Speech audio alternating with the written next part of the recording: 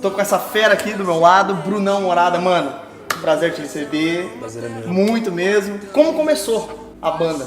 Como começou o ministério? Enfim, como é que o TVT surgiu aonde? Eu sou filho de pastores, plantadores de igreja, então eu morei em 7 ou 8 cidades, estudei em 17 escolas. Bem filho de pastor mesmo. Bem, em uma das igrejas que meus pais passaram para pastorear, uma cidade chamada Fernandópolis. Lá eu morei um tempo. Cara, eu comecei a ministrar lá e nessa cidade começou a nascer as primeiras canções próprias que Jesus começou a dar. E eu comecei a receber alguns convites de cidades, igrejas e pastores, amigos do meu pai na região. E eu não aceitava nenhum dos convites. E aí... Tinha um motivo específico, não? Eu não tinha motivo específico pra ir, tipo... Você não sentia que era o tempo? Mais ou menos isso? Cara, a minha Bíblia falava muito mais comigo, fica em Jerusalém, do que ide por todo mundo, tá ligado? Pode crer. Tem até uma história engraçada aqui, uma ministração que nós chamamos do David Keelan, com uma galera da cidade, e nós viajamos para um outro estado pra ministração, e o David tinha acabado de acontecer, né? E ele falou assim, fazem 13 anos que eu estou na estrada, o primeiro ano foi mais interessante, os últimos 12 têm sido por obediência. E aí, voltando embora pra casa, uma galera começou a meio que malhar o cara. Falou, como é que pode? Ele falou que é por obediência, não por prazer. Eu falei, cara, vocês estavam tudo chorando na ministração dele lá e agora vocês estão falando isso. Eu falei, acho que só eu entendi o que ele falou. Tinha 4.000 pessoas lá e só eu entendi. Eu falei, o que você entendeu? Eu falei, cara, ele tá falando que toda vez que ele volta pra casa dele, o rostinho da filhinha dele tá diferente. Tem mais palavra no vocabulário, ele perdeu os primeiros passos, ele perdeu um monte de coisa. É isso que ele tá falando, e todo mundo ficou. Aí eu falei, por isso que a gente tem que fazer um negócio. Eu era tão do ficar que eu falei, por isso que a gente tem que fazer um negócio aqui na nossa cidade. Para as pessoas virem ver o que tá acontecendo aqui. A gente não precisa ficar essa vida de louco aí, ó. Cara, eu comecei a receber alguns convites, não aceitava. E aí meu pastor chegou em mim e falou, cara, eu tô recebendo um monte de gente aqui que tá querendo te convidar, você não aceita? Por que você não tá aceitando? Eu falei, por que eu tenho que aceitar? Por que eu tenho que aceitar? Eu tô aqui na minha igreja, deixa eu fazer aqui. Eu compreendia muito bem meu papel naquela estação. E aí, como voz sobre a minha vida, ele me liberou e falou, cara, eu quero que você aceite os convites.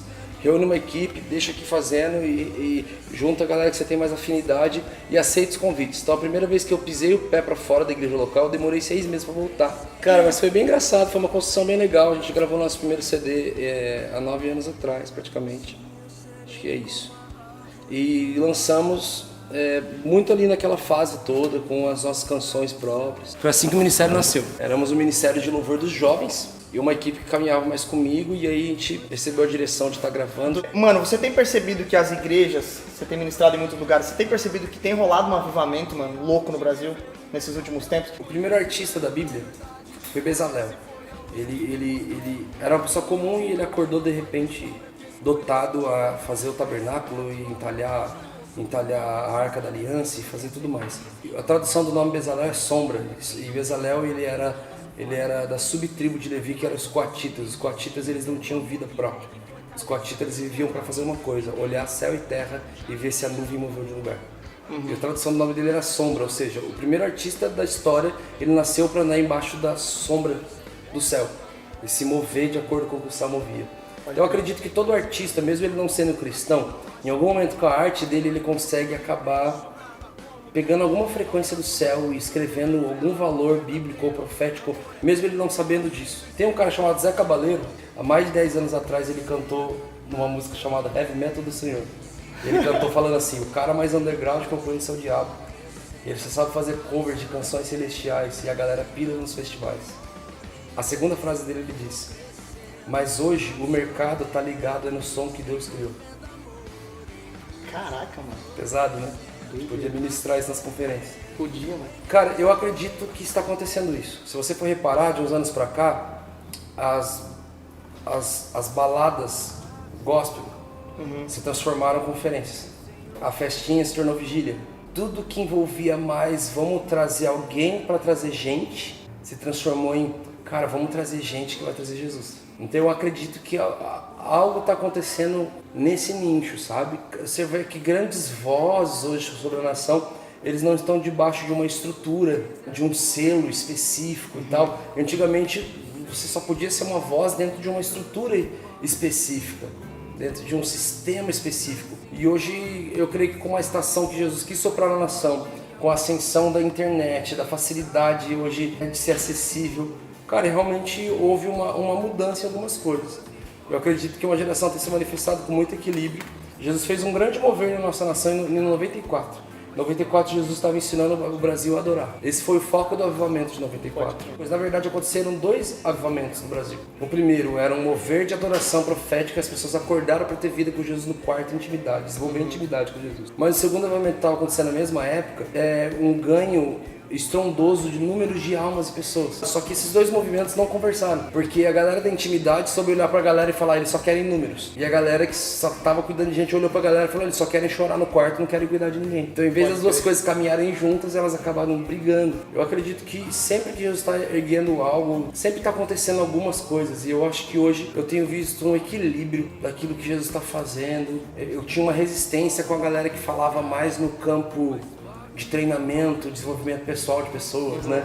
Por ser uma questão mais profética e tal. E hoje a gente tem conversado, tá sendo muito legal. E nesses últimos anos, realmente nós temos... A nossa surpresa é quando a gente não encontra uma igreja queimando, uma galera que não tá querendo Jesus. Então a gente fica, mano, por que eles trouxeram a gente? Então, pode crer. mas a gente fica lá, cara. A gente vai e vamos empurrar, trazer Jesus para esse ambiente, empurrar Jesus na goela da galera, até acontecer algo. Para vivermos os atos, só nos faltam os atos?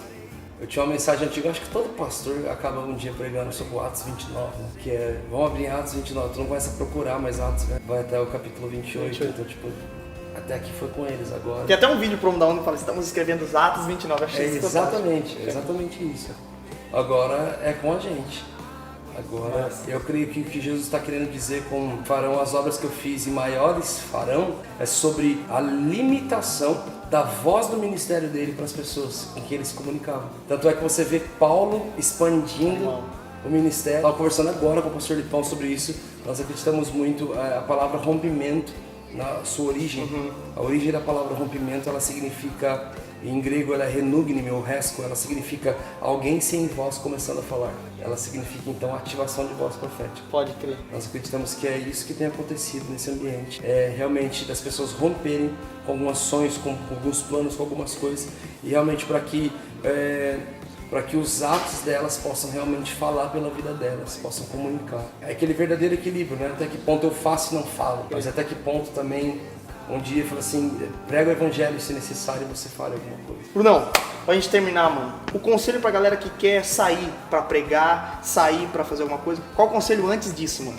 Sonhe, ouse sonhar, se veja, enxergue, não limita o teu desejo, mas tenha um cuidado de conseguir enxergar se o que você está desejando tem mais a ver com o ministério de alguém ou se tem a ver com aquele que libera o ministério. Cara, não adianta você querer isso, senão você não sabe quem você é. E você não sabe qual é a tua mensagem. Aprendeu quem é, você não descobre isso do dia pra noite, você não descobre isso na conferência. Você pode ser ativado, e aí você vai começar a ser lapidado, você vai começar... Porque eu falo isso, a galera até acha engraçado. Eu, antes de ser o Brunão, cara, eu fui o Fernandinho, eu fui o David, eu fui o Cirilo, eu fui minhas referências. Então esse é o... E não tem problema nisso? Não tem problema, mas é o perigo... De querer viver o ministério de outro. O perigo tá em que eu não consegui falar, eu fui. Pode crer. Tipo, mas as pessoas olharem pra mim e lá, mano, é só uma cópia. Aí que muitas vezes algumas pessoas vão se frustrar. Porque às vezes o que você tem carregado, o quem você é e quem você tem carregado, talvez não vai ser pra ser uma voz na nação. Talvez não é pra você ir pra internet. Mas as pessoas que sentarem na sua mesa, elas vão ter a vida transformada pro resto da vida. As pessoas que forem na tua empresa, você tá fazendo empresa pro reino. E o reino é paz, justiça e alegria. Os seus clientes e funcionários, eles vão sair em paz, em justiça e alegria. Então, tipo assim, encontre o seu papel. Quando você consegue encontrar o seu lugar... João Batista, ele era uma voz no deserto. Quando ele sai do deserto para a cidade, ele perde a cabeça, arranca a cabeça dele.